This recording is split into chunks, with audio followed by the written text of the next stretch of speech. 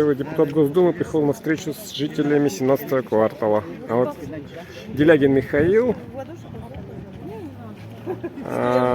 Федот Тумусов и вот еще у нас помощники. Здравствуйте.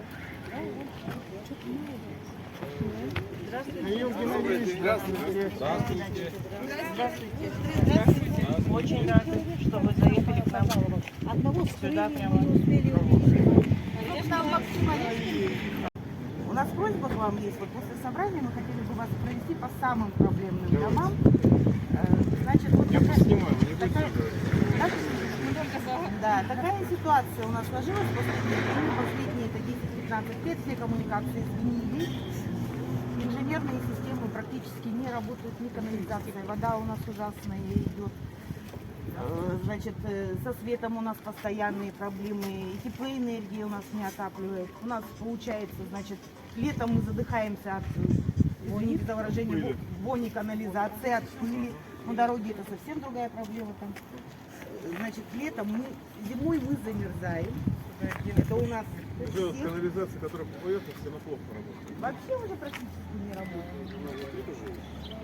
Да, значит, зимой мы замерзаем. Вот никто не даст соврать, что у каждого стоят обогреватели, потому что батареи там, извините, одним местом сядешь. Висят предохранители, соответственно. Да, проводка у нас в ужасающем состоянии, там столько пожаров у нас за последнее время на квартале. Я сама не понаслышке знаю, 4 раза горел мой дом, не один там, да, вот последние 12 лет. Значит, мы решили организовать митинг за расселение 17-го квартала. Вот 8 дней назад мы подали уведомление в окружную администрацию. По регламенту они через 3 дня должны нам ответ. Значит, и вот только сегодня мы получили ответ на наше уведомление, что митинг будет проведен. Ну, это благодаря, наверное, тому, что сегодня наша встреча с вами. Также можно я скажу, мы, получается, подготовили письма Владимиру Владимировичу Путину, разослали всем, кому можно, но никто еще не отвечает, одна отписка только была. И хотели бы, вот сейчас, пользуясь этой возможностью, вам передать здесь наши подписи с 99 домов, более 1000 подписей, также все документы, отписки и также дома, которые в 22 году... Это оригиналы. Это оригиналы. А вы копии все сохранили? Да, у нас с камерой все сохранено, но вот именно оригиналы мы хотим вот сейчас вам, пока здесь репортеры есть, передать вам. Мне пока не за что.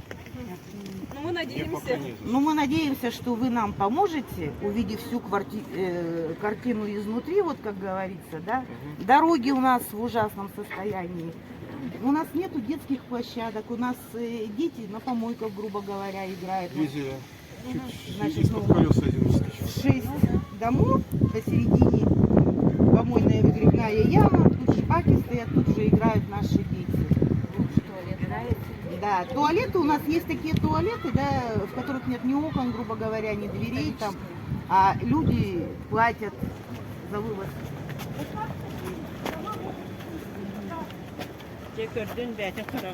Да. Ага.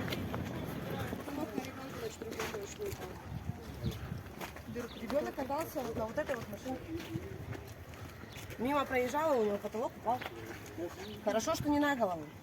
А как тут жить? А можно к вам в квартиру зайти, чтобы он зашел, посмотрел, какие у вас там дырки? Я просто когда там стояла, там стоять страшно, находиться в этой квартире. Тут стойте, упадет.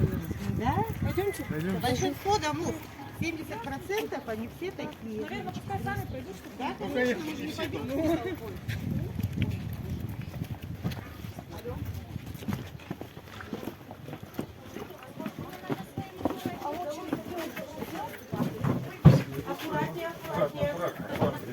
Это пьяный дом. В народе его так называют.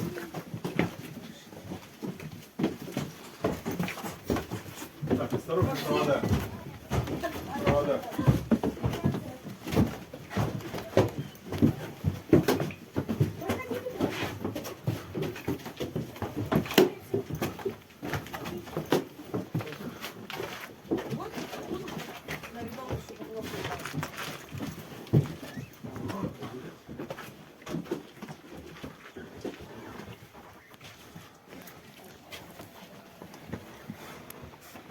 вот возле окна тоже уже домик раскладывается. Да, и запах у вас, конечно. Такой. Понятно. Ужасно. Выглядит будет по одному датному. Вот будущий пожар. Не нужно вас Давайте я вам еще покажу. Вот, смотрите. Так, и у вас пол кривой абсолютно. Конечно. Вот, смотрите, вот про что Лена говорила. То, что кривой пол, это одно.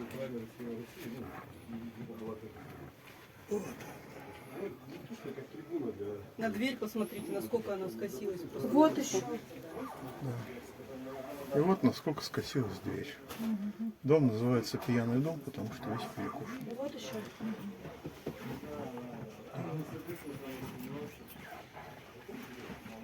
Квартира где-то так. Это здесь по колено, выше колена будет квартира. Да, здесь живет моя коллега Татьяна Иванова. Да. Они каждый год качают. И вот, знаете, вот Вот сейчас, житель. сейчас здесь до июнь, скольки и здесь все еще вода не высохла. Вот видите, все еще здесь вода не высохла. А вот это вот Джода. так Наша называемая Джода. легендарная. Пригласили китайцев, чтобы они здесь построили дома. Но, вероятно, как-то они не смогли договориться окончательно с властями республики. Поэтому вот это вот все осталось. И учитывая, сколько лет прошло, это, похоже, уже использование не подлежит. Ну, у нас официальный документ есть. Судом установлено, сюда вложили деньги местного бюджета, и так и обещания остались на бумаге. Даже решение суда есть. Видите, это огромные деньги, на которые можно было Это 170 миллионов. жителей этого жуткого района. Поскольку вот арбитражным судом было установлено, сюда было порядка 30 миллионов вложено. Не 30, а 170. 170. Но, по крайней мере, есть судебный акт на 30 миллионов о том, что администрации города Иркутска был нанесен ущерб на эту сумму, на 30 миллионов. Там, наверное, региональный бюджет. Нет, мы хотели цивилизованно выйти. Цивилизованно. Есть да, сейчас здешние, мы получили. есть здешние депутаты, есть здешние кандидаты. Сейчас избирательная кампания, вы сейчас можете что-то добиться. Потому что власть слушает во время избирательной кампании. Да, на правительстве. Нет, они вот слушают, да? А как только проходят выбора, все благополучно про нас забывают. Поэтому Вот я и- это обидно, понимаете? Поэтому я и говорю, что не успокаивайтесь. Вот сколько мы можем, сколько будем, мы будем, вот сейчас наметился митинг, да, если там не услышат, то после выборов нас никто не услышит, и мы будем также жить. Митинг пройдет. Вам что-то красивое скажут. Да? Значит, следующее. Собрание, сход граждан и так далее. Да, кто-то приезжает, неважно кто, кто-то. Пишите ему в социальные сети, трясите его, как вот ко мне написали. Да? Понимаете? Это, вот, относитесь к этому как к вашей работе. Да, не то, что вот я борюсь за права, меня обижают, ну, ладно, пойду поработаю. Это ваша работа сейчас. Я приношу извинения. Мне очень стыдно сейчас это говорить, потому что я представляю это государство. Оно работает так. Вот пока его трясешь, что-то происходит. Какие-то груши может даже упасть или яблоко. Прекратили трясти, все, больше ничего не шло. Мы далеко от Москвы, мы очень далеко, и поэтому здесь некоторым на руку это все. Теперь поближе. Да. Теперь Будем поближе. надеяться. Потому что, понимаете, ну я очень много по стране езжу с 3-го года. И просто забывается очень много, потому что регионы, ну как калейдоскоп, извините. Но я вспомнил, что мне в 5-м году здесь мои эти самые коллеги рассказывали, что вот есть такой ужас, все плохо, но вроде ничего, что-то там шевелится. Вот 18 лет шевелится. Да, не могут. Ну вот представляете, в 2005 году вы говорите, ужас был, а сейчас вообще жить невозможно. Я зашел в подъезд. Невозможно. И у нас каждый...